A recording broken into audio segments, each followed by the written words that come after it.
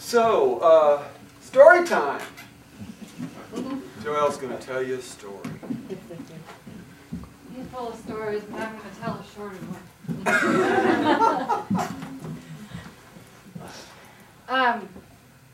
I guess most of you know that I'm a writer, and I've written a book called Restoring Harmony for Teens, and it comes out in May from Platinum.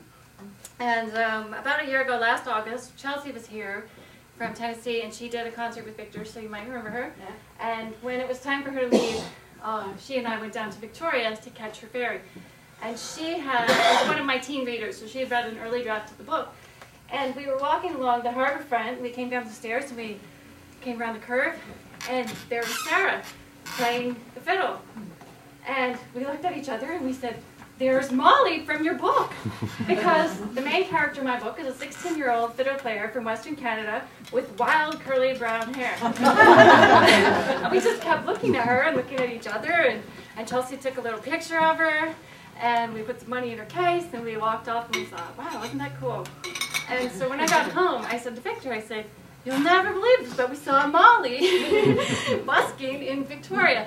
And so I told him the story, and as you know, Victor does the Gabriella Photo daily photo blog. And so there's photo blogs all over the world, and there's someone that does one for Victoria. And on Monday, this was on a Friday, on Monday, Victor calls me in his office and he says, "Is this your fiddler?"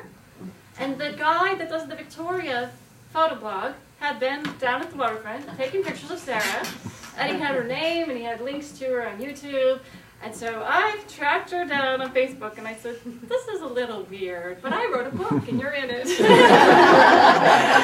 And she thought it was weird, but we started talking, and we, over the last year, they've come up to visit, and so we got her up here to play with y'all. But what's really cool is that in my book there are a lot of real fiddle tunes, but I needed to make a fictitious one called Brianna's Reel. And when I told Sarah, she ended up being the fiddle expert for my book, and she read an early draft and made sure I didn't have, and found fiddle errors and corrected them. But when she found out that Brianna's Reel was a fictitious tune, she wrote it. So now it exists.